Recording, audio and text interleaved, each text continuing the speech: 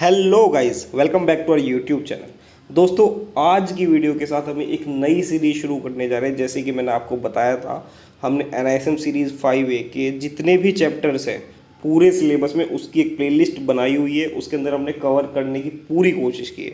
ठीक है, अगर आपने वो डिटेल वीडियो नहीं देखी अभी तक, मैं आपसे रिक्वेस्ट करूंगा कि आप पहले वो वीडियोस देखिए, देन इन क्वेश्चंस की प्रैक्टिस करने के लिए आप आइए।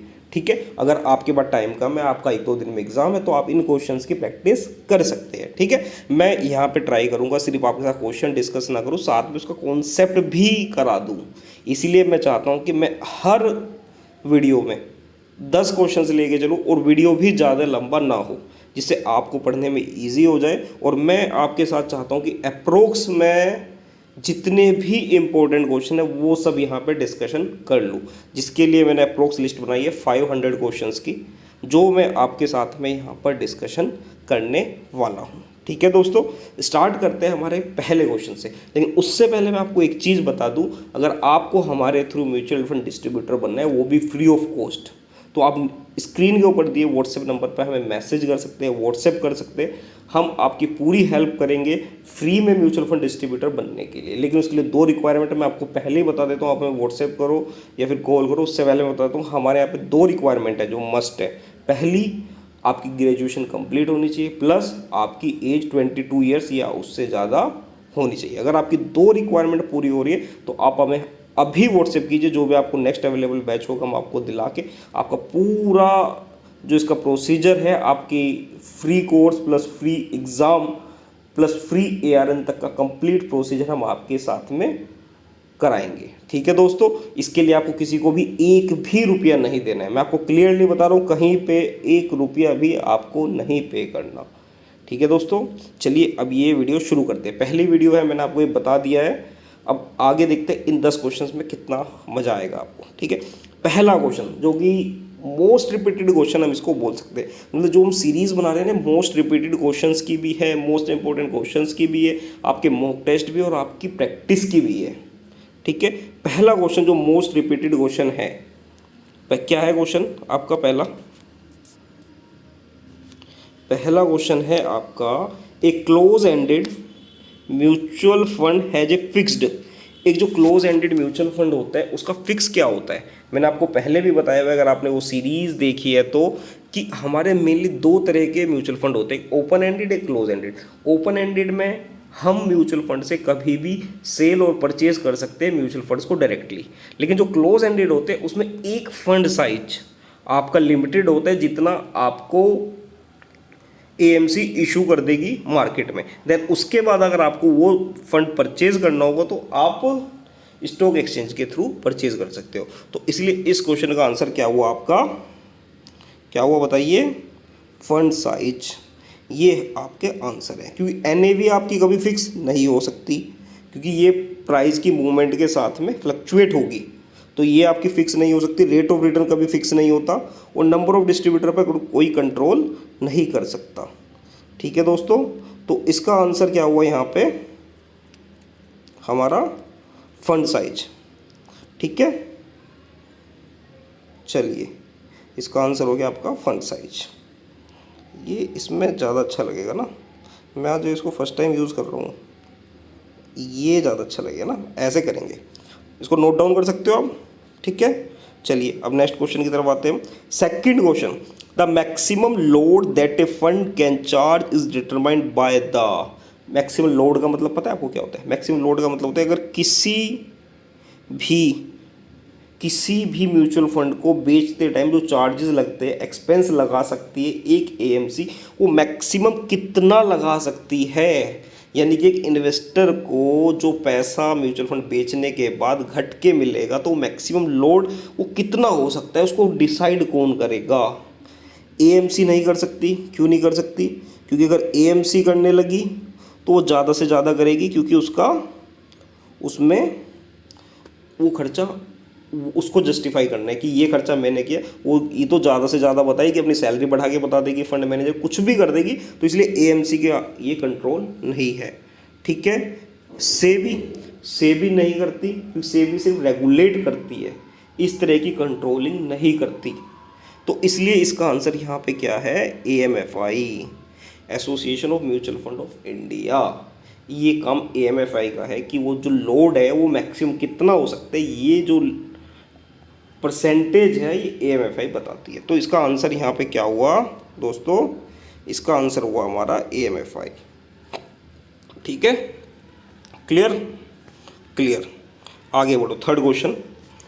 ए guild fund is a special type of fund that invest, जहां भी गिल्ड फंड का नाम आ जाए तो समझ लेना वो मोस्ट सिक्योर फंड की बात हो रही है, और वो गवर्नमेंट फंड से रिलेटेड, गवर्नमेंट सिक्योरिटी से रिलेटेड बात कर रहे हैं। ठीक है, तो इसका आंसर क्या होगा यहाँ पे कि एक गिल्ड फंड कहाँ पे इन्वेस्ट करता है, कहाँ पे इन्वेस्ट करेगा, इन गवर्नमेंट सिक्योरिटीज ओनली। ये मोस्ट रिपीटेड क्वेश्चन है जो मैं आपको बता रहा हूँ अभी।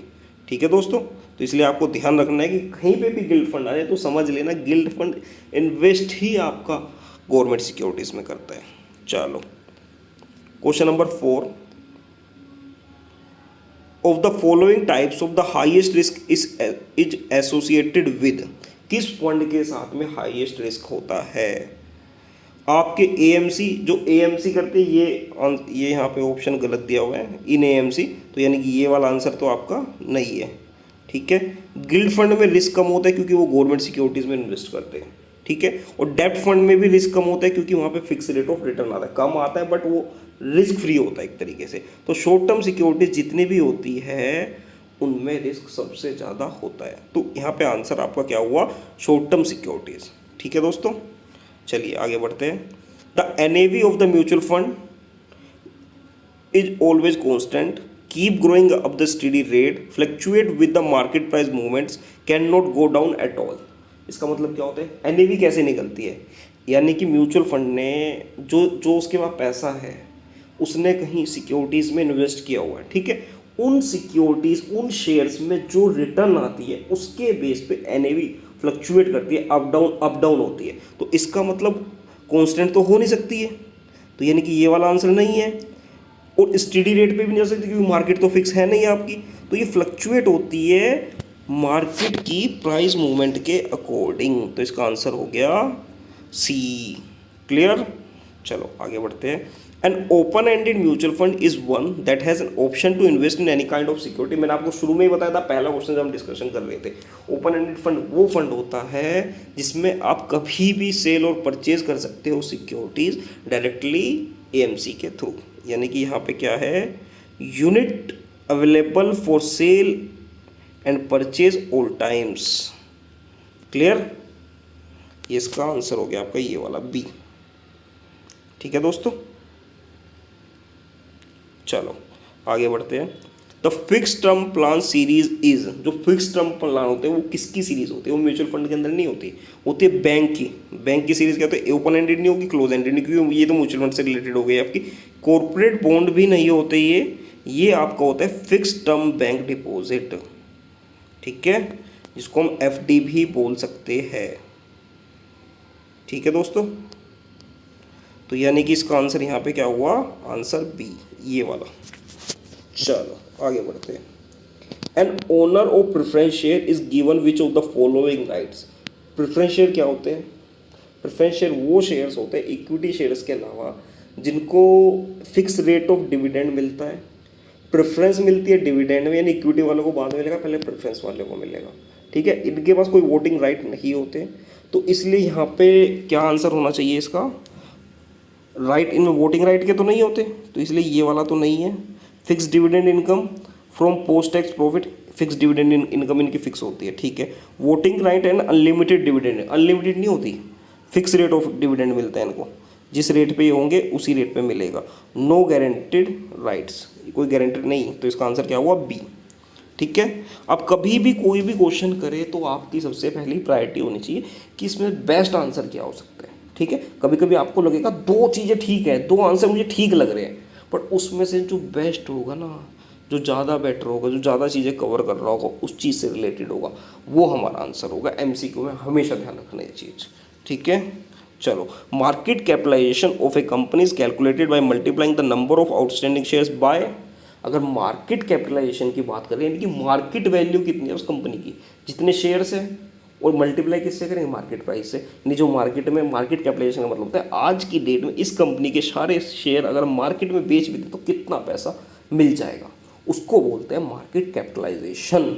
तो यानी कि आउटस्टैंडिंग शेयर की मल्टीप्लाई हम किससे करेंगे, मार्केट प्राइस से। यहाँ पे का आंसर ₹10 से तो नहीं करेंगे, तो ये वाला नहीं है, फेस वैल्यू से नहीं करेंगे, डिविडेंड यील्ड से नहीं करेंगे, तो ये वाला आंसर है इसका। तो आंसर है हमारा ये वाला। ठीक है दोस्तों, 9 क्वेश्चंस हमारे कवर हो गए। नेक्स्ट क्वेश्चन पे आते हैं। A company whose earning are strongly related to the stock of economy is known as. तो इस क्वेश्चन में 99% बच्चे गलती करते हैं।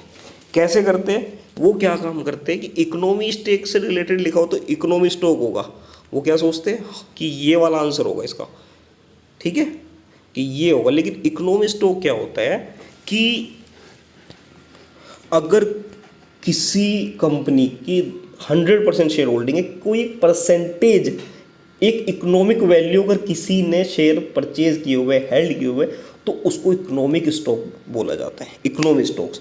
तो यहाँ पे तो उस चीज़ से रिलेटेड कोई नहीं है। एक company whose earning strongly related to the state of economy is known as, तो यहाँ पे ये उस चीज़ से रिलेटेड नहीं है, ठीक है। साइक्लिकल स्टॉक का मतलब क्या होता है, साइक्लिकल स्टॉक का मतलब होता है कि जो भी स्टॉक मैक्रो लेवल पे, मैक्रो लेवल का मतलब समझ रहे हो, जिसका इम्पैक्ट इकोनॉमी के अंदर मैक्रो लेवल पे, पूरे लेवल पे क्या चल रहा है, जो उसके बेस पे जो रिएक्ट करते हैं उसको साइक्लिकल स्टॉक्स बोलते हैं। तो यानी कि इसका आंसर यहाँ पे हमारा क्या हुआ, बी, साइक्लिकल स्टॉक्स। इकोनॉमी का मतलब मैंने आपको समझा दिया, प्रोपोर्शनेट बेसिस पे जितने शेयर हेल्ड करते हैं उसको इकोनॉमी स्टॉक्स बोलते हैं।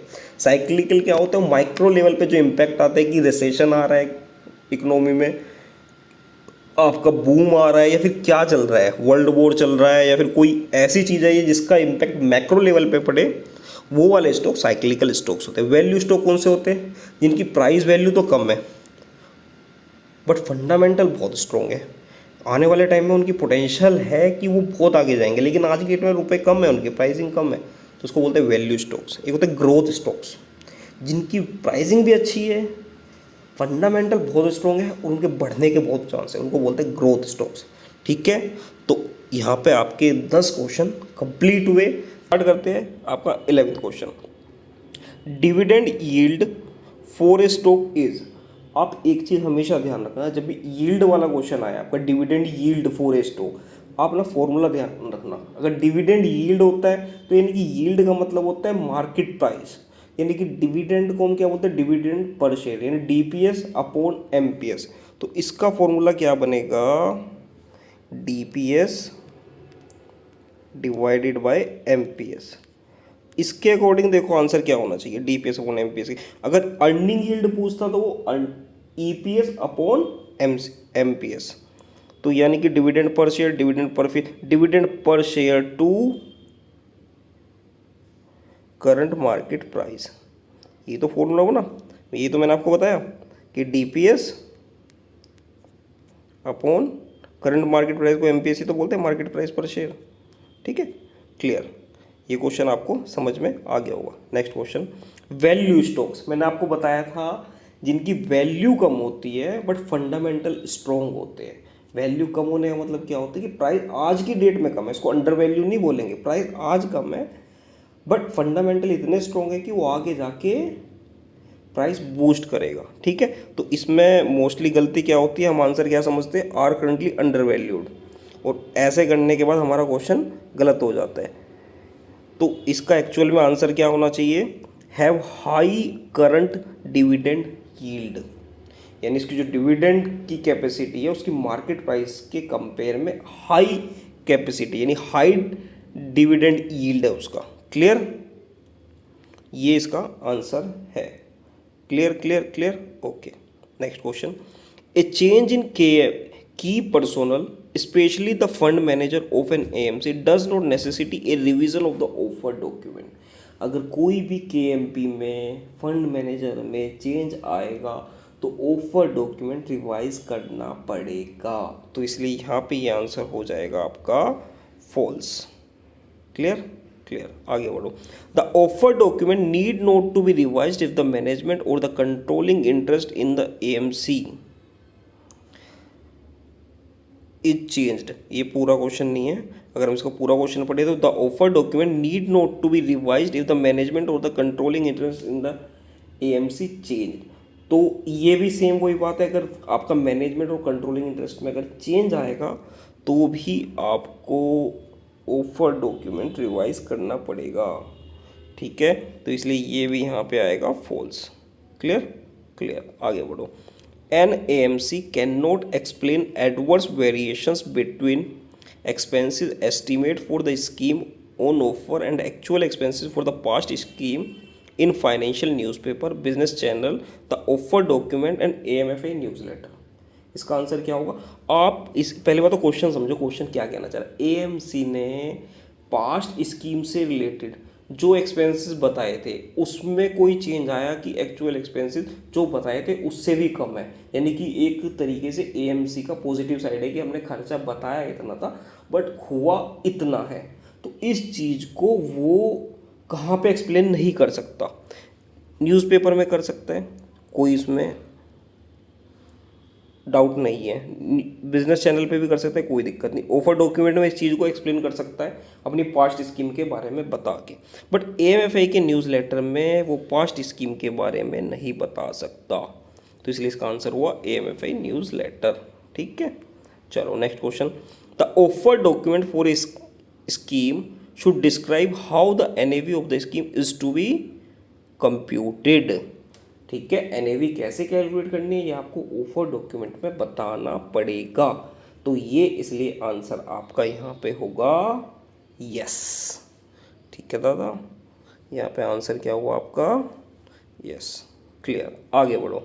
An offer document contains an AMCs investor grievance history for the past, यानी कि अगर एक ऑफर डॉक्यूमेंट है तो पिछले कितने सालों से रिलेटेड ग्रीवियंस की जो लिस्ट है, यानी क्या क्या शिकायतें आई उनका समाधान आपने किया, कितनी शिकायतों का समाधान हो चुका, ये पिछले कितने सालों का डेटा आपको मेंशन करना पड़ेगा अपने ऑफर डॉक्यूमेंट में।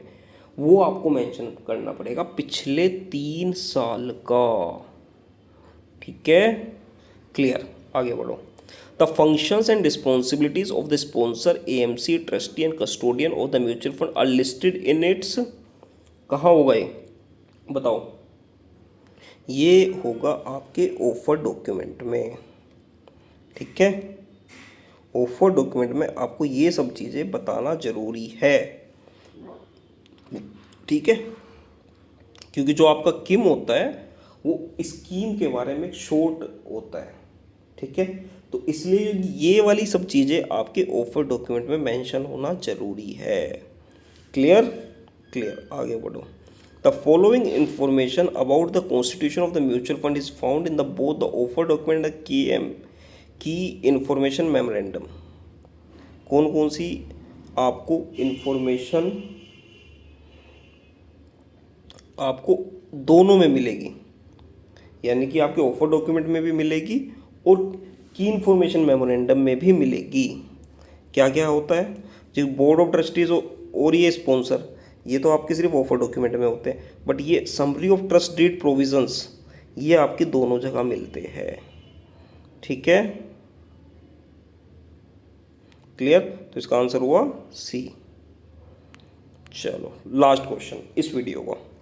If a scheme's name implies that it will invest primarily in a particular type of security or in certain industry sector, then it should invest at least the following percentage of its total assets in the indicated type of securities industry sector।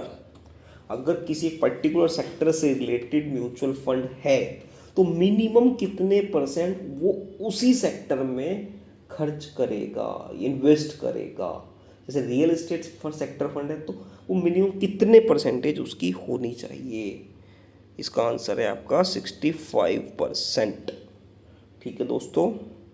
31 in India mutual fund agents rate and services are at present defined by, यानी mutual fund agent या distributor से related जो rate और services है वो कहाँ define की गई है। ठीक है, मैं आपको एक चीज़ बता देता हूँ इसमें, इसका कॉन्सेप्ट क्या है। आज के टाइम में आप बात करोगे ना डिफरेंट ब्रोकर से, जब आप म्यूचुअल फंड का एग्ज़ाम क्लियर कर लोगे और आप म्यूचुअल फंड डिस्ट्रीब्यूटर बनने के लिए जाओगे, आपको पता लगेगा कि यार ये वाला थोड़ा कम कमीशन दे रहा है, ये वाला थोड़ा ज़्यादा दे रहा है, इसके यहाँ पे थोड़ा ये फीस भी चार्ज कर रहा है, दूसरा नहीं भी कर रहा है।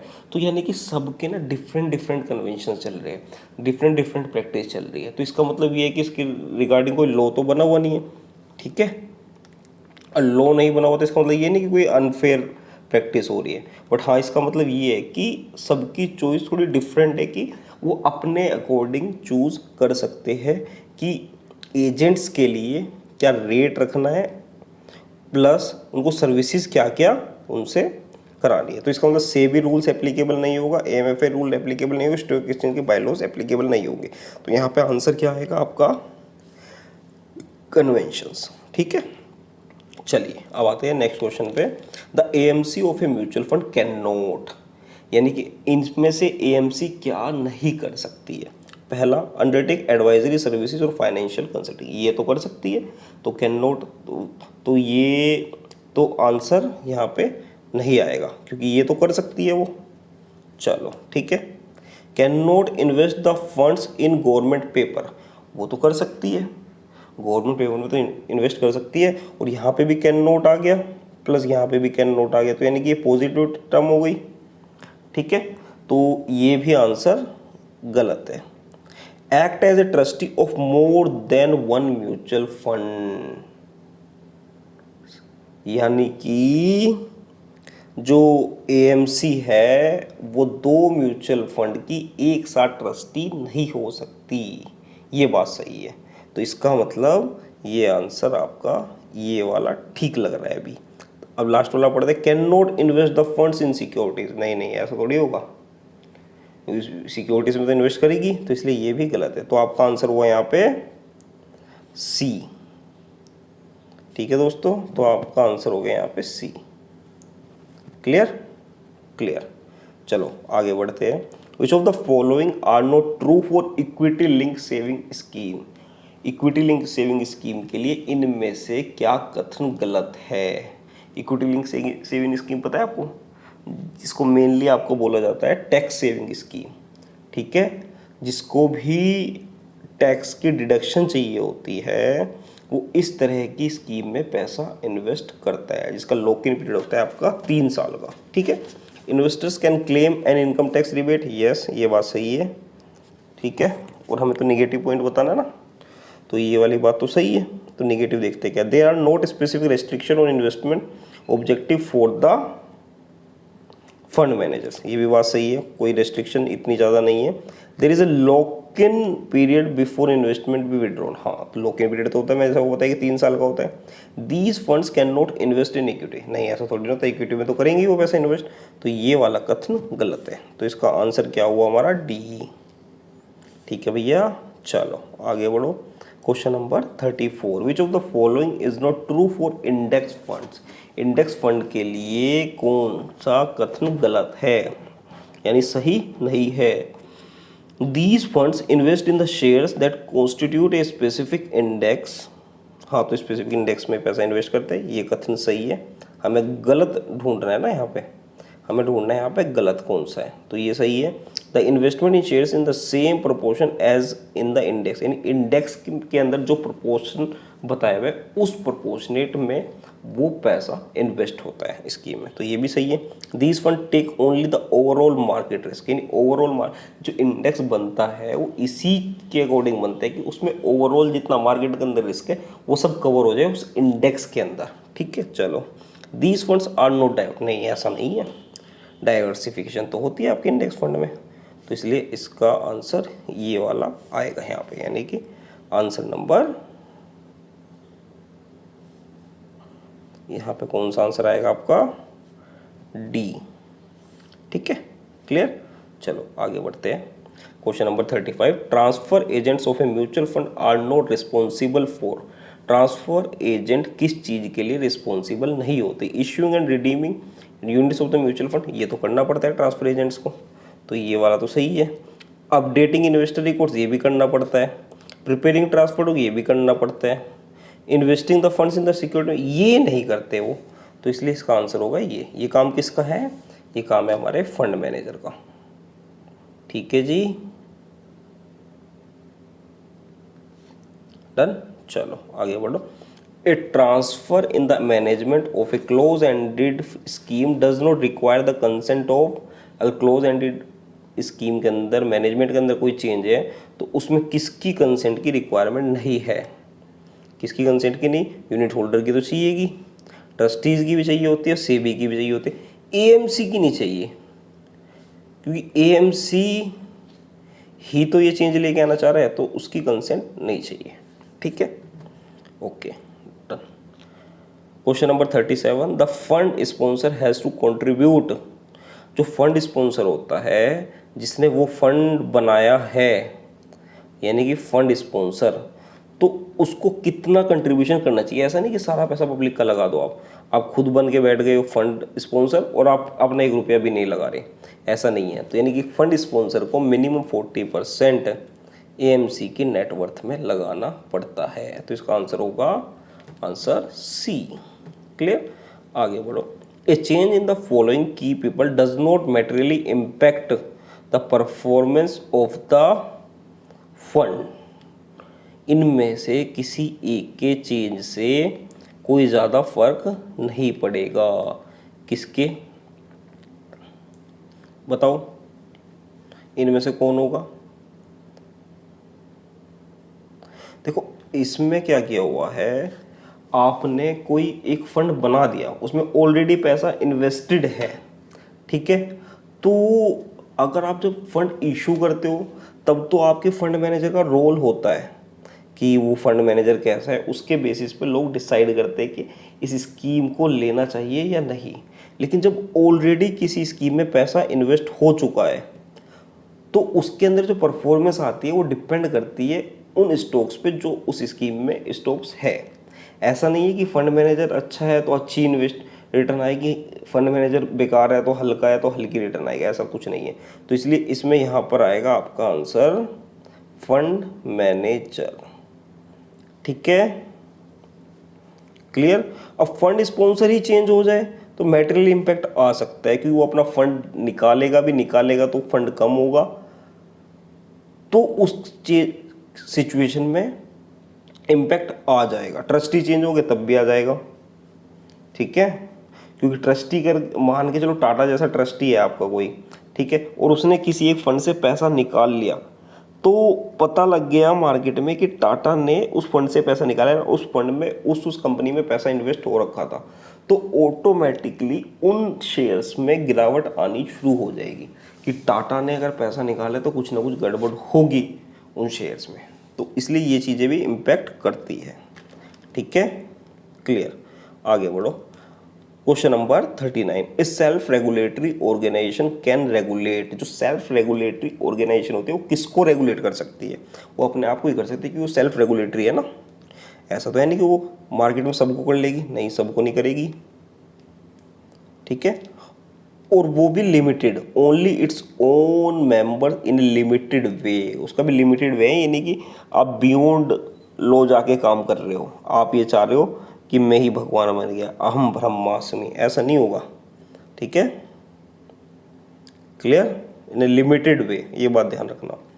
The role of AMFI in the mutual fund industry is not to promote the interest of the union holder, set a code of ethics, regulate mutual funds, increase public awareness of mutual funds in the country। देखो ये सब role तो होते हैं, कौन कौन से, promote भी करना, कोड ऑफ कंडक्ट भी बनाना, पब्लिक अवेयरनेस भी लेगा ना, ये रोल नहीं होता रेगुलेट करना म्यूचुअल फंड को, क्योंकि ये रोल है आपका सेबी का, सेबी का ही तो है ये रोल हुआ आपका सेबी का।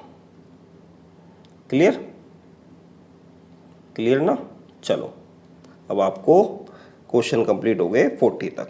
41, unit holders right to information does not include, यानी कि यूनिट होल्डर को जो राइट टू इन्फॉर्मेशन मिलता है म्यूचुअल फंड से रिलेटेड, उसमें इन सब में से क्या इंक्लूड नहीं होता, ठीक है, क्या इंक्लूड नहीं होता।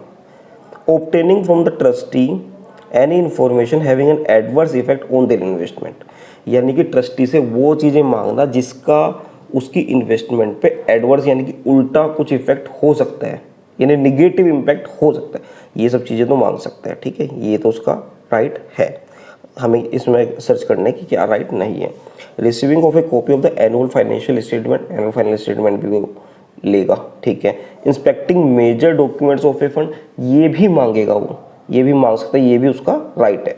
Approving investment decision of a fund, investment decision को अप्रूव नहीं कर सकता, ये काम है हमारे फंड मैनेजर का, ठीक है दोस्तों। तो इसका आंसर हुआ यहाँ पे डी। क्लियर, आगे बढ़ो।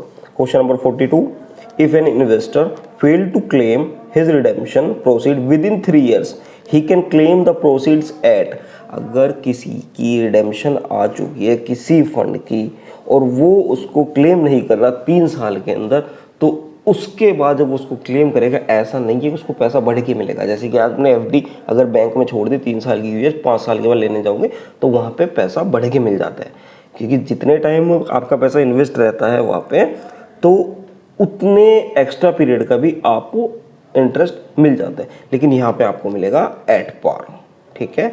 इसका आंसर होगा यहाँ पे एट पार। Clear, clear. चलो आगे बढ़ते हैं। The responsibilities of a unit holder do not include, जो यूनिट होल्डर की रिस्पॉन्सिबिलिटीज है उनमें कौन सी इंक्लूड नहीं होती है। मॉनिटर हिज इन्वेस्टमेंट केयरफुली, ठीक है, ये तो होती है, यानी कि उसको अपनी जो इन्वेस्टमेंट है उसको मॉनिटर तो करना ही पड़ेगा कि वो टाइम टू टाइम देखेगा कि कहाँ पे इन्वेस्टमेंट हो रही है, तो ये तो उसकी रिस्पॉन्सिबिलिटी है। Being aware of information that affect his investment in a major way, यानी कि उसको जागरूक रहने की ज़रूरत है कि जो इन्फॉर्मेशन उसके म्यूचुअल फंड से रिलेटेड है वो उसकी इन्वेस्टमेंट को अफेक्ट तो नहीं कर रही, ठीक है। चलो ये भी उसकी रिस्पॉन्सिबिलिटी है। Carefully studying in the offer document, जो उसको ऑफर डॉक्यूमेंट मिलता है eight the time of purchase of mutual fund, उसको ध्यान से पढ़िए, ये भी उसकी रिस्पॉन्सिबिलिटी है। तो आंसर क्या हुआ यहाँ पे, taking decisions about where to fund should invest, ये उसकी रिस्पॉन्सिबिलिटी नहीं है, क्योंकि ये काम है आपके फंड मैनेजर का, ठीक है दोस्तों। चलिए, तो यहाँ पे आंसर हमारा क्या हुआ, answer number D. Clear, clear, आगे बढ़ो। फंडामेंटल एट्रीब्यूट्स ऑफ स्कीम, यानी कि अगर हम किसी म्यूचुअल फंड स्कीम के फंडामेंटल एट्रीब्यूट्स के बारे में बात करते हैं तो एक्चुअल में फंडामेंटल एट्रीब्यूट्स होते क्या है। Do not include the objective of the scheme, नहीं, वो तो इंक्लूड होता है, तो ये आंसर इसका नहीं है। Can be change without the investors approval और नॉलेज, नहीं नहीं, ऐसा नहीं है, ये ऐसे नहीं कि कभी भी उठा के चेंज कर दिया और इन्वेस्टर को बता भी नहीं रहे आप, ठीक है। Include the terms of scheme, हाँ, टर्म्स एंड कंडीशन तो होती है इसके अंदर स्कीम से रिलेटेड, तो ये इसका आंसर है। लास्ट वाला भी पढ़ लेते हैं ताकि पता लग जाएगी, ये बेटर आंसर है। Are not necessary for deciding whether to invest in the scheme और नो, हाँ, जब आप इसको ध्यान से पढ़ते हो, आर नॉट नेसेसरी, नहीं नहीं नहीं, ऐसा थोड़ी ना है। आप इसको पढ़ के एक आइडिया लगा सकते हो कि मुझे इसमें ये मेरी स्कीम मेरे लिए अच्छी है या नहीं है, ठीक है। तो इसलिए इसका आंसर ये यहाँ पे नहीं होगा, तो इसका आंसर क्या हुआ यहाँ पे, सी, ठीक है जी, हमारा आंसर हो गया सी। क्लियर, आगे बढ़ो। An addendum giving details of material changes in the offer document should be circulated. Addendum का मतलब होता है आपने जो ऑफर डॉक्यूमेंट दिया है उसमें कुछ अलग से चेंज आ गया, ठीक है, तो उस चेंज को सेबी को जब हम बताना पड़ते हैं तो उस चेंज से रिलेटेड जो अब डॉक्यूमेंट जाता है उसको बोलते हैं एडेंडम, ठीक है, एडेंडम। क्लियर, तो वो सर्कुलेट किसको करना पड़ता है, सबसे पहले करना पड़ता है सेबी को, देन सेबी अप्रूव करेगी, उसके बाद कहीं उठ जाएगा, तो इसलिए इसका आंसर है पहले सेबी। क्लियर, चलो आगे बढ़ो। विच of the following is not true for offer document for open ended scheme, जो ओपन एंडेड स्कीम में ऑफर डॉक्यूमेंट दिया जाता है उसको पीरियडिकली रिवाइज करने की ज़रूरत नहीं है। तो इसका मतलब इसमें हमें बेस्ट आंसर ढूंढना है। इसमें क्या बोला हुआ है, which of the following is not true for offer documents, इन सब में से क्या गलत है ऑफर डॉक्यूमेंट के रिगार्डिंग ओपन स्कीम में, गलत क्या है, ठीक है, हम सही ढूंढ लो, जो बचेगा वो गलत है, ठीक है। चलो, it is the first issue at the time of the launch of scheme, yes, ये बात सही है। It is registered with SEBI, yes, ये भी बात सही है। It has to be revise periodically, नहीं, ये चीज़ गलत है। It need not to be revise at all, ये भी बात सही है। तो आंसर क्या होगा इसके यहाँ पे, सी। मैंने आपको शुरू में बताया ना भी जब भी क्वेश्चन पढ़ रहा था। Clear clear. चलो, the offer document issued when an open ended scheme is launch is valid for all times until amended. यानी ऑफर डॉक्यूमेंट जो एक बार इशू हो गया, अगर उसमें कोई अमेंडमेंट नहीं आई है तो हमेशा के लिए वैलिड रहेगा। तो इसका आंसर हो गया यहाँ पे ट्रू। ठीक है भाई, चलो आगे बढ़ो। An agent can offer and sell a funds unit at any price. जो एजेंट है वो किस प्राइस पे म्यूचुअल फंड की यूनिट सेल करेगा? एनी प्राइस ही चूज, नहीं, उसके घर का राज थोड़ी नहीं कि वो जो प्राइस चूज कर लेगा उस पर बेच देगा।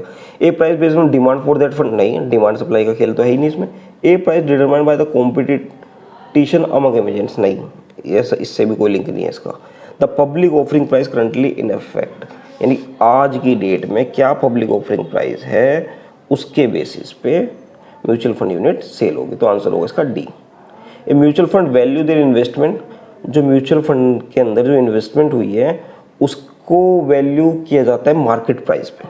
ठीक है, तो यहाँ पे परचेज प्राइस आंसर नहीं आएगा, परचेज प्राइस नहीं आएगा आंसर, एट पार नहीं आएगा, एट बुक वैल्यू नहीं आएगा, ये आएगा आपका मार्केट प्राइस। तभी तो आपकी एनएवी डेली बेसिस पे कैलकुलेट होती है, क्योंकि जो भी म्यूचुअल फंड में पैसा इन्वेस्ट होता है वो शेयर मार्केट में होता है। शेयर मार्केट की जो मार्केट प्राइस के अकॉर्डिंग जो प्राइस मूवमेंट आती है म्यूचुअल फंड की यूनिट एनएवी में, तो वो मार्क टू मार्केट बेसिस होती है। ठीक है, क्लियर। चलो आगे बढ़ो। ए passive fund manager research stock extensively. तो दो फंड मैनेजर होते हैं, एक तो एक्टिव एक पैसिव। एक्टिव होता है जो डे टू डे रिसर्च से लेके एवरी सिंगल स्टेप, जितने आपके म्यूचुअल फंड स्कीम से रिलेटेड जितने स्टेप है सब में पार्टिसिपेट करते हैं। लेकिन एक होता है पैसिव फंड मैनेजर, ठीक है, वो रिसर्च वगैरह में पार्टिसिपेट नहीं करता, बाकी सब चीज़ें करता है। लेकिन तो इसका आंसर हो एक एक्टिव फंड मैनेजर रिसर्च,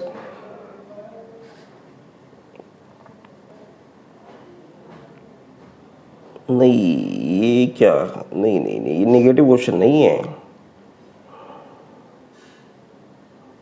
नहीं नहीं, sorry sorry sorry sorry sorry, मैं आपको क्वेश्चन नंबर 50, मैं आपको एक्टिव और पैसिव दो तरह के फंड मैनेजर होते हैं। ठीक है, जो एक्टिव फंड मैनेजर होता है वो डे टू डे पार्टिसिपेशन में इन्वॉल्व होता है। ठीक है, लेकिन जो पैसिव फंड मैनेजर होता है उसका काम होता है बैक एंड में सिर्फ और सिर्फ रिसर्च वगैरह पे काम करना। ठीक है, जो वो रिसर्च वगैरह पे काम करता है उसके बेसिस पे active fund manager other activities perform करता है। ठीक है, तो इसका आंसर यहाँ पे होगा ए passive fund manager research stocks extensively, यानी कि इसका पहला काम ही यही है। ठीक है, मैं यहाँ पे दूसरा क्वेश्चन समझ के इसको थोड़ा गलत इंटरप्रेट करने लगा था, लेकिन आपको मैं भी समझा दिया है कि इसका आंसर यहाँ पे ये है और क्यों है। Does number 51 fundamental analysis involves. आपने बहुत सुना होगा कि अगर आपको शेयर मार्केट में इन्वेस्ट करना है तो वो फंडामेंटल एनालिसिस करना बहुत जरूरी है, यानी कि तुक्के में किसी ने कोई चीज़ बता दी उसके बेस पे आप ट्रेडिंग कर रहे हो। ठीक है, ऐसे ही म्यूचुअल फंड के बारे में होता है कि आपको अगर फंडामेंटल्स पता है स्कीम्स के तो आप बेटर रिटर्न वहाँ से जनरेट कर सकते हो। ठीक है दोस्तों, तो उसमें क्या क्या इन्वॉल्व होता है उसके बारे में बात कर लेते हैं। Checking the foundation of the companies factorability, नहीं ऐसा थोड़ी होता है जाकर उसकी नींव चेक करोगे वो कैसी बनी हुई है कंपनी, नहीं है। Research into the operations and finance of the company, हाँ ये सही है, ये इसका आंसर ठीक है। तो studying the company share price study करते हैं बट उसको उसकी रिसर्च नहीं करते कि वो कैसे आया। तो वो जो रिसर्च होती है वो होती है ऑपरेशन एंड फाइनेंस के बेसिस पे। तो इसके लिए आंसर इसका हो गया ये वाला। क्लियर, चलो आगे बढ़ो। The technical analysis guides the decision on, अगर आपने किसी एक फंड की, एक स्कीम की, एक शेयर की आपने टेक्निकल एनालिसिस की हुई है तो आपको पता होगा कि इसको कब परचेज करना है कब सेल करना है। क्योंकि कोई भी शेयर हो, कोई भी म्यूचुअल फंड वो अप भी जाता है डाउन भी जाता है, लेकिन अच्छा डिसीजन कब होता है कि आपने लो में खरीदा, कम में खरीदा और ज़्यादा के टाइम पे बेच दिया। तो वो जो एनालिसिस होती है उसको बोलते हैं टेक्निकल एनालिसिस। अगर आपकी वो स्ट्रोंग है तो आपको पता होगा कि कब आपको बेचना है कब आपको खरीदना है। ठीक है दोस्तों, तो इसका आंसर हुआ the right time to buy और सेल। ठीक है, क्लियर, ठीक है। चलो आगे बढ़ो। An investor does not have recourse to his agent in case of errors, problems और the quality of the investment। यानी कि जो इन्वेस्टर होता है वो अपने एजेंट को, म्यूचुअल फंड डिस्ट्रीब्यूटर को इस चीज़ के रिगार्डिंग कंप्लेन नहीं कर सकता, रिकोर्स नहीं कर सकता कि कोई प्रॉब्लम या एरर आ रही है। ये बात सही है। अगर उसने एक बार म्यूचुअल फंड लिया है तो एक तरीके से एक मीडिएटर का काम कर रहा है mutual fund distributor. Mutual fund distributor के हाथ में सब कुछ नहीं होता कि कोई एरर आ रही है तो भी वही सोल्व करे। वो हेल्प कर सकता है, आपकी बात पहुंचा सकता है कंपनीज के पास, जिसका प्लेटफॉर्म है ब्रोकर के पास, बट ये नहीं होता कि आप उसको उसके लिए रिकोर्स करो। ठीक है, तो इसलिए ये आंसर आपका यहाँ पे ट्रू है। ठीक है, ट्रू। Clear, clear. आगे बढ़ो। An agent can offer and sell a funds units at. एक जो एजेंट है वो किस बेसिस पे म्यूचुअल फंड की यूनिट सेल करेगा? ठीक है, ये पहले भी आ चुका आंसर, तो इसका आंसर है हमारा the public offering price currently in effect. अगर आपने इससे पहले वीडियो नहीं देखी तो उसमें मैंने एक क्वेश्चन डिस्कस किया था, क्योंकि कोई भी प्राइस चूज करके आप नहीं बेच सकते, डिमांड के ऊपर आप उसकी प्राइस कम ज़्यादा नहीं कर सकते, कंपटीशन के अकॉर्डिंग आप उसको बढ़ा नहीं सकते। तो लेकिन जो पब्लिक ऑफरिंग में जो प्राइस चल रहा है आप उसी को कंसिडर करोगे बेचते टाइम। ठीक है, चलो। विच of the following sales practice is prescribed bye regulation. जो सेल्स प्रैक्टिस की रेगुलेशन है वो सेबी ने बताई है। एएमएफए ने कोड ऑफ कंडक्ट बताया है, कोड ऑफ एथिक्स बताया है, पर जो सेल्स प्रैक्टिस के लिए रेगुलेशंस बनाई है वो बनाई है आपकी सेबी ने। ठीक है, इसका आंसर हो गया यहाँ पे SEBI advertising. In a mutual fund investor subscription are accounted for as. जो म्यूचुअल फंड इन्वेस्टर की इन्वेस्टमेंट होती है इसको यहाँ पे बोला जाता है यूनिट कैपिटल। ठीक है, उसको ना लायबिलिटी बोला जाता ना डिपॉजिट बोला जाता। ठीक है, तो वो होती है यूनिट कैपिटल। तो यूनिट कैपिटल जो होती है वो मार्केट में इन्वेस्ट होते हैं, उसके बेस पे आपकी एनएवी फ्लक्चुएट होती है। क्लियर, आगे बढ़ो। When expecting a fall in market price the fund manager can reduce the loss in portfolio value by. अगर उसको एक्सपेक्टेशन है कि मार्केट में प्राइस डाउन होने वाले हैं तो वो उसकी एक हेजिंग पोजीशन ले लेते हैं इक्विटी डेरिवेटिव लेके। ठीक है, ये एक रिवर्स, अगर आपको लग रहा होता है ना कि मार्केट डाउन जाएगी तो आप उसकी एक रिवर्स पोजीशन ले लेते हो डेरिवेटिव्स में।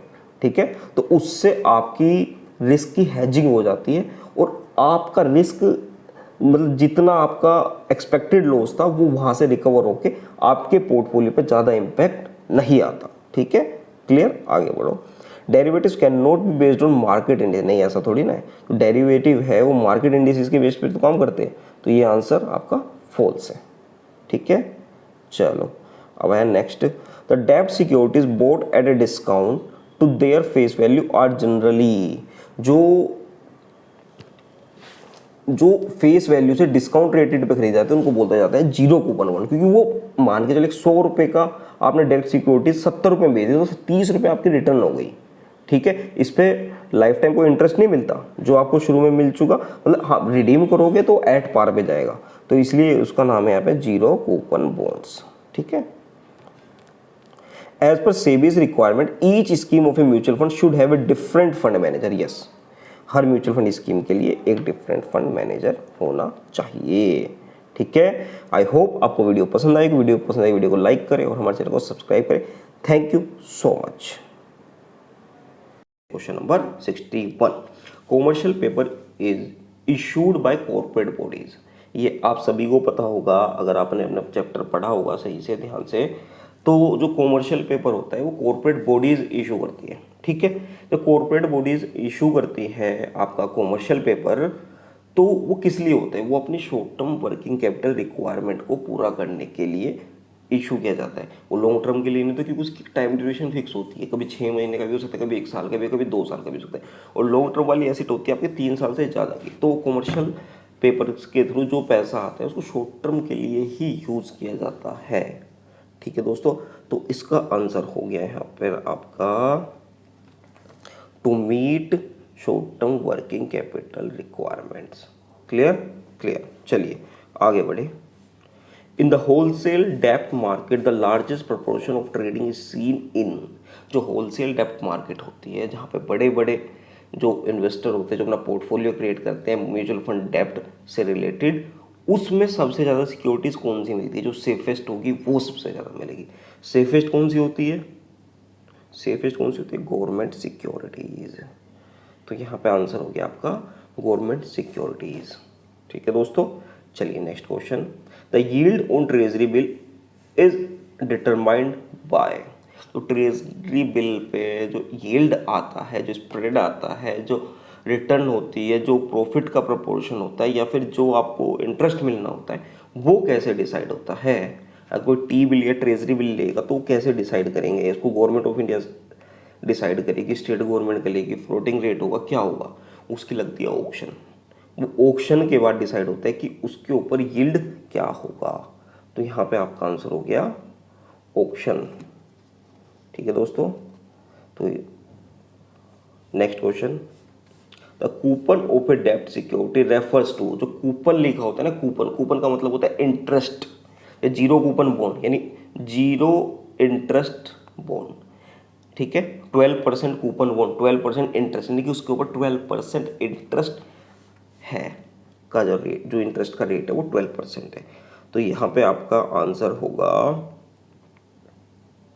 Answer number 3, the amount rate of interest paid on par value of the bond. ठीक है दोस्तों, क्लियर। चलिए आगे बढ़ते हैं। A call provision in a डेप्ट allows to issuer. Call issuer, पहले बताओ, कॉल का मतलब होता है राइट टू बाय, पुट का मतलब होता है राइट टू सेल। ठीक है, अगर इश्यूअर के पॉइंट ऑफ व्यू से बात कर रहे हैं तो राइट टू कॉल का मतलब हो गया राइट टू बाय, यानी कि जो उसने मार्केट में इश्यू की हुई है सिक्योरिटीज, उसको बाय करने के लिए वो एलिजिबल है, यानी कि बिफोर मैच्योरिटी भी वो उसको रिडीम कर सकता है, बाय बैक कर सकता है। ठीक है, तो यहां पे आंसर होगा आपका रिडीम द डेब्ट बिफोर मैच्योरिटी। ये इश्यूअर के पॉइंट ऑफ व्यू से बात हो रही है। ठीक है, क्योंकि इश्यूअर ने दिया हुआ है डेब्ट। Clear clear. चलिए थोड़ा आगे बढ़ते हैं। ए पुट प्रोविजन इन ए डेब्ट इश्यूज अलाउड। पुट प्रोविजन का मतलब क्या होता है? Right to cell. सेल कौन करेगा? जिसके पास है, यानी किसके पास है डेब्ट? इन्वेस्टर के पास। इन्वेस्टर बिफोर मैच्योरिटी बेच सकता है। तो यहां पे आंसर आपका क्या होगा? इन्वेस्टर टू रिडीम डेब्ट बिफोर मैच्योरिटी। ठीक है, क्लियर क्लियर। चलिए आगे बढ़ते हैं। When interest rates rise bond price. देखो इसमें ना एक इनवर्स रिलेशनशिप होता है, हमेशा ध्यान रखना। ठीक है, इनवर्स रिलेशनशिप का मतलब क्या होता है? अगर इंटरेस्ट रेट बढ़ेगा, ठीक है, क्या कर रहा हूं मैं, अगर इंटरेस्ट रेट बढ़ेगा तो बॉन्ड का प्राइस ऑटोमेटिकली गिर जाएगा। और इसी के अपोजिट में अगर इंटरेस्ट रेट डाउन आएगा तो बॉन्ड का प्राइस बढ़ जाएगा। ठीक है, ऐसा क्यों होता है? अगर मार्केट में इंटरेस्ट रेट राइज हो जाता है, यानी बैंक की इंटरेस्ट ज़्यादा देने लगता है, लोग बॉन्ड में पैसा इन्वेस्ट कम करेंगे। ठीक है, तो उस सिचुएशन में आपका बॉन्ड का प्राइस डाउन आ जाएगा। तो इसलिए आपको याद इसमें सिर्फ इतना रखना है, आप ज़्यादा याद मत रखो, कि इन दोनों के बीच में इनवर्स रिलेशनशिप होता है। इसका क्वेश्चन 100% आता है आपके एग्जाम में। तो यहाँ पे क्या आएगा? इंटरेस्ट रेट अगर राइज होगा तो बॉन्ड का प्राइस आपका फॉल हो जाएगा। ठीक है, क्लियर।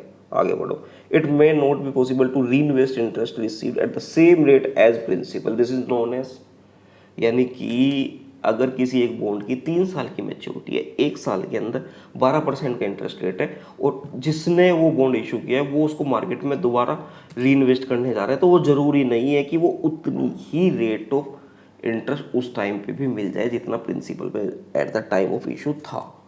तो इसको क्या बोलते हैं कि आपने एक तो इशू करते रहे रिस्क को, एक होता है री इन्वेस्टमेंट रिस्क। री इन्वेस्टमेंट रिस्क क्यों बोलेंगे इसको? क्योंकि जो आपका प्रिंसिपल है प्लस जो रिटर्न आई है वो भी, तो आप उन पैसे को दोबारा री इन्वेस्ट करना चाहते हो, तो ये क्या बोला जाएगा? री इन्वेस्टमेंट रिस्क। ठीक है दोस्तों, तो यहाँ पे आंसर हो गया आपका री इन्वेस्टमेंट रिस्क। क्लियर। चलिए आगे बढ़ते हैं। ए बॉन्ड्स रेटिंग इंडिकेट्स इट्स जो बॉन्ड को रेटिंग मिलती है कि इसकी रेटिंग क्या है, 5 स्टार रेटिंग है, 4 स्टार रेटिंग है, A+ रेटिंग है, अलग अलग रेटिंग हो सकती है, अलग अलग क्रेडिट रेटिंग एजेंसी अलग अलग रेटिंग देती है, ठीक है। तो वो क्या बताती है, वो री इन्वेस्टमेंट रिस्क के बारे में बात नहीं करती, ना इन्फ्लेशन रिस्क की बात करती, ना इंटरेस्ट रिस्क की, वो बात करती है डिफॉल्ट रिस्क की, कि अगर आप इसमें पैसा इन्वेस्ट करते हो तो डिफॉल्ट होने के चांस कितने हैं। क्लियर क्लियर, चलो आगे बढ़ो। The duration of an interest bearing bond as, interest bearing bond की जो ड्यूरेशन होती है वो उसकी मैच्योरिटी से कम होती है। मतलब कहना क्या चाहते हो, कहने का तात्पर्य ये है जब बॉन्ड इशू होता है जो इंटरेस्ट बियरिंग है, ठीक है, तो ऐसा हो सकता है कि वो इंटरेस्ट आपका पहले आता रहे, मैच्योरिटी बाद में हो, ठीक है। जो ड्यूरेशन ऑफ द इंटरेस्ट, यानी कि अगर 10 साल का इंटरेस्ट बियरिंग बॉन्ड है, ऐसी कंडीशन हो सकती है, उसमें ऐसी कंडीशन होगी कि आपको जो इंटरेस्ट मिलेगा वो 5 साल तक मिलेगा और 10 साल के बाद ये रिडीम होगा, ठीक है। तो यानी कि उसकी जो मैच्योरिटी है, जो ड्यूरेशन है इंटरेस्ट की, duration of interest in interest bearing bond, वो लेस देन मैच्योरिटी हो सकती है। तो यहाँ पे आपका आंसर क्या होगा, लेस देन मैच्योरिटी, ठीक है दोस्तों। आई होप आपको वीडियो पसंद आई होगी। वीडियो पसंद आई तो वीडियो को लाइक करें और हमारे चैनल को सब्सक्राइब करें। Thank you so much. Question number 70, the additional yield required to account for the risk of default by the borrower is known as.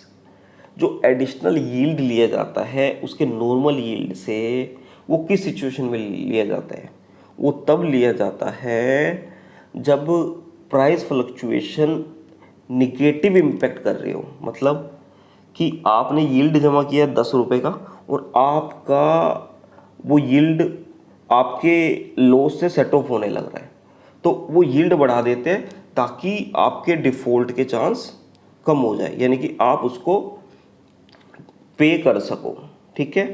तो उसको जो वो टेक्निकल टर्म यूज़ की जाती है उसको बोला जाता है यील्ड स्प्रेड। तो यहाँ पे आंसर आएगा आपका यील्ड स्प्रेड, ठीक है दोस्तों, clear. As per SEBI norms, a funds investment in the equity share of any one company are restricted to, यानी अगर कोई म्यूचुअल फंड की स्कीम है वो मैक्सिमम एक कंपनी में 10% से ज़्यादा अमाउंट इन्वेस्ट नहीं कर सकती, ठीक है। यानी कि जितना उसका टोटल फंड्स है, टोटल उसकी NAV है, उसका 10% मैक्सिमम एक कंपनी में कर सकते हैं। ये नहीं है कि मुझे टाटा के शेयर अच्छे लगे तो सारे टाटा के शेयर खरीद लूँ, मुझे रिलायंस के शेयर अच्छे लगे तो रिलायंस के सारे खरीद लूँ, ठीक है, ऐसा कुछ नहीं है। चलो, ए म्यूचुअल फंड में invest in short term deposit of schedule commercial bank. हाँ, म्यूचुअल फंड अपना जो एक्स्ट्रा फंड होता है कभी कभी उसको पार्क करने के लिए कम टाइम के लिए शेड्यूल कॉमर्शियल बैंक में भी इन्वेस्ट करता है, ट्रू। तो इसका आंसर हो गया यहाँ पे ट्रू। चलिए आगे बढ़िए। Mutual funds are allowed to lend, mutual fund loan नहीं दे सकते, फिजिकल एसेट नहीं देंगे, तो उनके पास होती क्या है, उनके पास होती है सिक्योरिटीज़, वो उसको लैंड कर सकते हैं। मान के चलो उन्होंने एक इन्वेस्टमेंट ऑब्जेक्टिव की, मेरे को ये वाला शेयर 2 साल तक रखना है, ठीक है, और उसके बीच में कोई उनके पास में उसको उधार मांगने के लिए आ गया। ये मार्केट में उधार वाला सिस्टम चलता है, किसी को शॉर्ट सेलिंग करनी है, कुछ करना है, तो ऐसे सिक्योरिटीज़ लैंड होती है।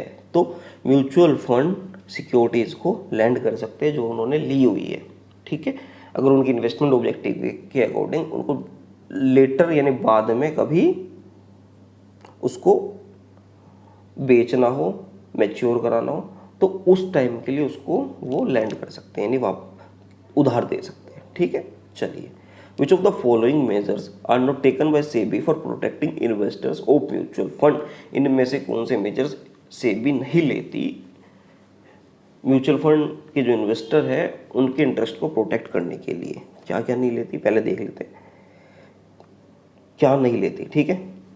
Mandating minimum levels of diversification, ये होता है, डाइवर्सिफिकेशन के बारे में बात करती है, ठीक है, कि आप डाइवर्सिफिकेशन उतनी करो जितनी में आपकी रिटर्न भी ठीक आ जाए और रिस्क भी आपका मैनेज हो जाए, ठीक है।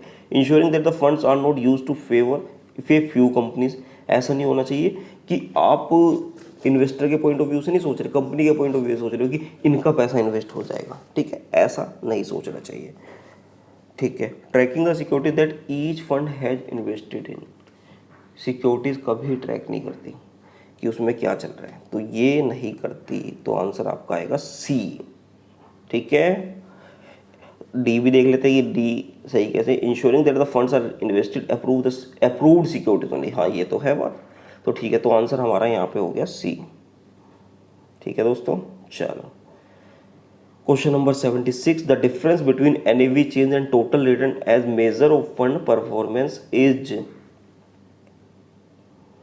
जो डिफरेंस आता है एनएवी चेंज में और टोटल रिटर्न चेंज में, तो फंड परफॉर्मेंस में कैसे इंपैक्ट करता है, ये इन दोनों में डिफरेंस क्या है। जो टोटल रिटर्न होती है उसमें डिविडेंड को कंसीडर किया जाता है, यानी कि रिटर्न अगर 10% आई है और बीच में आपने 1% डिविडेंड दिया तो टोटल रिटर्न बनी जाएगी 11%, ठीक है। और एनएवी में ऐसा कुछ नहीं होता, NAV totally depend on market conditions, market price, market portfolio of the securities invested by mutual fund, तो इसलिए इसका आंसर होगा हमारा यहाँ पे बी, ठीक है दोस्तों, क्लियर। चलिए क्लियर, आगे बढ़ते। A high turnover rate for a fund indicates, high turnover का मतलब होता है कि आप बहुत जल्दी कहीं से पैसे निकाल रहे हो, बहुत जल्दी कहीं और पे डाल रहे हो, तो इसमें आपकी ट्रांजैक्शन कॉस्ट बढ़ जाती है, ठीक है। अगर किसी एक फंड का हाई टर्नओवर है तो इट मीन्स उसमें ट्रांजैक्शन कॉस्ट ज़्यादा होगी, ठीक है, क्लियर। आगे बढ़ो। Financial planning allows a person to, जो फाइनेंशियल प्लानिंग होती है उससे आप किसी भी पर्सन के फाइनेंशियल गोल्स अचीव कर सकते हो, ठीक है। तो यहाँ पे क्या होगा, the two achieve financial goals through proper management of finance, clear clear. आगे बढ़ो। विच of the following works with an investor on his overall financial situation, financial situation में कौन काम करता है, टैक्स एडवाइजर नहीं करता, इंश्योरेंस एजेंट नहीं करता, फाइनेंशियल एडवाइजर तो एडवाइस करता है, जो फाइनेंशियल प्लानर होता है वो एक तरीके से फाइनेंशियल डॉक्टर भी बोला जाता है, कि यानी कि फाइनेंस से रिलेटेड जितने भी आपकी डाउट, समस्या, परेशानी कुछ भी है वो आपको कंप्लीटली गाइड करेगा कि कहाँ पे इन्वेस्ट करना है, कहाँ से निकालना है और कितना पैसा आपको इंश्योरेंस में डालना है, कितना म्यूचुअल फंड में डालना है, कितना प्रॉपर्टी में डालना है, कितना सिक्योरिटीज़ में डालना है, ये सब चीज़ें डिसाइड करेगा आपका एक फाइनेंशियल प्लानर, ठीक है दोस्तों। चलिए आगे बढ़ते हैं। Financial planners and their clients should focus on, जो फाइनेंशियल प्लानर उनके जो क्लाइंट्स होते हैं वो किस चीज़ पे फोकस करते हैं, allocating funds to asset class, example डेप्ट और इक्विटी, यानी कि एलोकेट कैसे करना है फंड को, कितना डेप्ट में लगाना है, कितना इक्विटी में लगाना है, और भी एग्जांपल बहुत हो सकते हैं कि कौन कितना, कि आपको रियल इस्टेट में लगाना है, कितना आपको इंश्योरेंस खरीदना है, कितना आपको कार खरीदनी है, कितना उन्हें बिजनेस में लगाना है। इट मीन्स ये आंसर हुआ इसका क्वेश्चन, आंसर नंबर ए, ठीक है, clear. 81, in financial planning all responsibility ends with the financial planner and the client has no responsibilities, ऐसा नहीं है बिल्कुल भी। अगर आप किसी फाइनेंशियल प्लानर से आप फाइनेंशियल प्लानिंग कराते हो तो ऐसा नहीं होता कि पूरी रिस्पॉन्सिबिलिटी सिर्फ उसी की है, क्लाइंट की कोई रिस्पॉन्सिबिलिटी है ही नहीं, क्योंकि जो फाइनेंशियल प्लानिंग में सबसे ज़्यादा मैटर करता है वो करता है रिस्क, और रिस्क क्या होता है, रिस्क फिक्स नहीं होता। एक फाइनेंशियल प्लानर अपनी नॉलेज के, करंट मार्केट सिचुएशन के अकॉर्डिंग बेस्ट डिसीजन लेगा, बट ऐसा नहीं है कि वो हमेशा सही डिसीजन लेगा, क्योंकि 100 में से एक बार कभी ना कभी डिसीजन गलत होंगे, ठीक है। तो ऐसा नहीं है कि पूरी रिस्पॉन्सिबिलिटी सिर्फ और सिर्फ फाइनेंशियल प्लानर की हो जाएगी, ठीक है। तो ये यहाँ पे आंसर हो जाएगा आपका false. If an investor keeps investing a fixed amount at regular interval, the average cost of his purchases will always be less than if he makes investment at irregular periods. इसका मतलब क्या है, इसका best example है SIP, ठीक है। अगर SIP में आपको 10,000 रुपये महीना डालने हैं, ठीक है, तो मार्केट अप जाओ या डाउन जाओ, डाउन जाएंगे तब आप ज़्यादा यूनिट खरीद पाओगे, अब जाओगे थोड़ी कम खरीद पाओगे। ऐसे करके आपका जो प्राइस है वो एवरेज में रहेगा हमेशा, ठीक है। तो रेगुलर पीरियड पे अगर आपको इन्वेस्टमेंट करते हैं तो उसका हमेशा ही फायदा रहता है। तो यहाँ पे इसका आंसर हो जाएगा ट्रू। Clear clear. चलो, a flexible ratio of asset allocation means, flexible ratio का मतलब है कि जो एसेट की एलोकेशन है वो कंटिन्यूसली चेंज होती रहेगी, ठीक है। तो यहाँ पे इसका आंसर होगा ये वाला, continuously changing the ratio of various asset in the portfolio. यानी कि इक्विटी से निकाल के डेब्ट में डाल रहे हैं, डेब्ट से निकाल के इक्विटी में डाल रहे हैं, कभी जब सिचुएशन अच्छी दिखाई दे रही है तो पूरा इक्विटी में डालते हैं। मतलब कि फ्लेक्सिबल रेशो है, उसमें कोई फिक्स रेशो नहीं है कि इतना इसमें जाएगा इतना इसमें जाएगा, कि वो चेंज होता रहेगा according to market demand. Clear clear. चलिए आगे बढ़े। The biggest advantage of investment in gold is, क्या एडवांटेज है? हाईएस्ट रिटर्न तो कोई बता नहीं सकता कि हाईएस्ट रिटर्न आएगी, तो ये नहीं है इसका आंसर। लो प्राइस, परचेज प्राइस, ऐसा भी नहीं है। आज के टाइम में गोल्ड का प्राइस देखो आप कहाँ जा रहा है। हाई एप्रिसिएशन वैल्यू, ऐसा नहीं है। रियल इस्टेट में कभी कभी इससे ज़्यादा हो जाती है। बस हाँ ये है कि आपका जो गोल्ड है वो आपको हैज अगेंस्ट इन्फ्लेशन, समझ आई बात?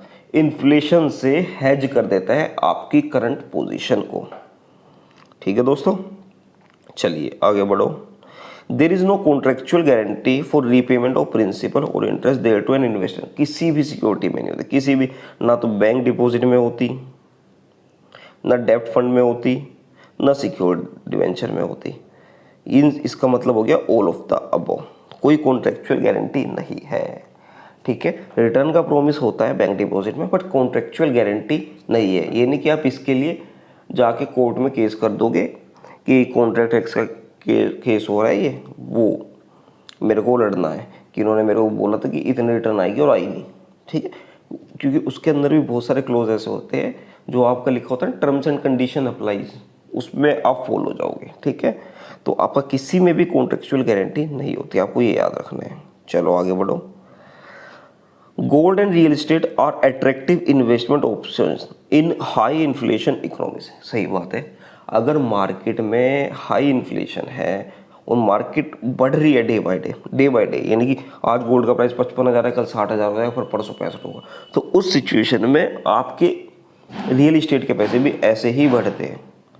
तो ये बेस्ट इन्वेस्टमेंट ऑप्शन होता है, कब होता है? जब इन्फ्लेशन इकोनॉमीज में, ठीक है दोस्तों। तो इसका आंसर यहाँ पे हो जाएगा ट्रू।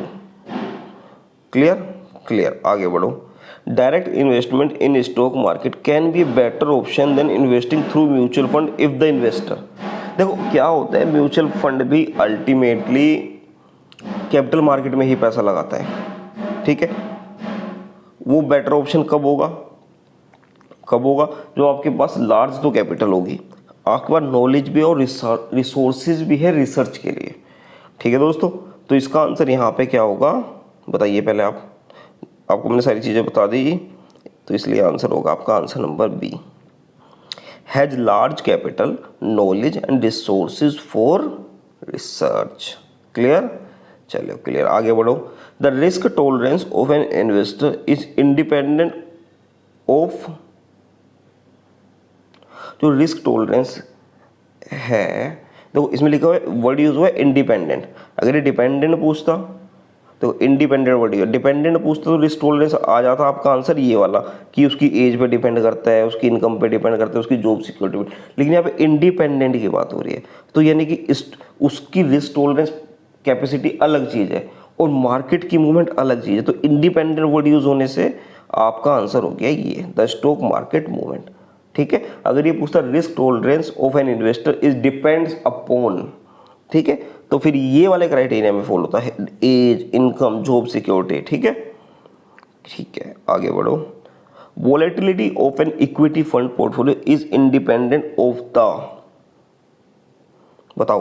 तो ये भी इंडिपेंडेंट वाला है, यानी कि ये ना ट्रिकी क्वेश्चन होते हैं, घुमाने वाले। जब आप ये इस तरह की चीज़ देखो, volatility of equity fund depend किस चीज़ पे होती है? Kind of stock in portfolio, degree of diversification, number of investor in the scheme. तो जो फंड मैनेजर के सक्सेस रेट है वो अलग चीज़ है। तो इंडिपेंडेंट वेरिएबल क्या हुआ इसमें, fund managers success at market timing. Clear clear, आगे बढ़ो। The liquid funds can not charge management fees of funds parked in short term bank deposit. मतलब इसका कि जो लिक्विड फंड है उसमें मैनेजमेंट फीस चार्ज नहीं होते अगर उसने बैंक ने शॉर्ट टर्म के लिए वहाँ पे पैसा पार्क किया है, डिपॉजिट किया है, तो ये आंसर है आपका सही। ठीक है, अगर लिक्विड फंड में बैंक डिपॉजिट करके जा रहा है शॉर्ट टर्म के लिए तो उस पर मैनेजमेंट फीस चार्ज नहीं है, क्योंकि उसके ऊपर कोई भी मैनेजमेंट एक्टिविटी तो नहीं हो रही, सिर्फ एक तरीके से पैसा पार्कड है एक शॉर्ट टाइम के लिए। ठीक है दोस्तों, यहाँ पे आपके 90 क्वेश्चन कंप्लीट हुए। आई होप आपको वीडियो पसंद आ रही होगी। वीडियो पसंद आए वीडियो को लाइक करें और हमारे चैनल को सब्सक्राइब करें। Thank you so much.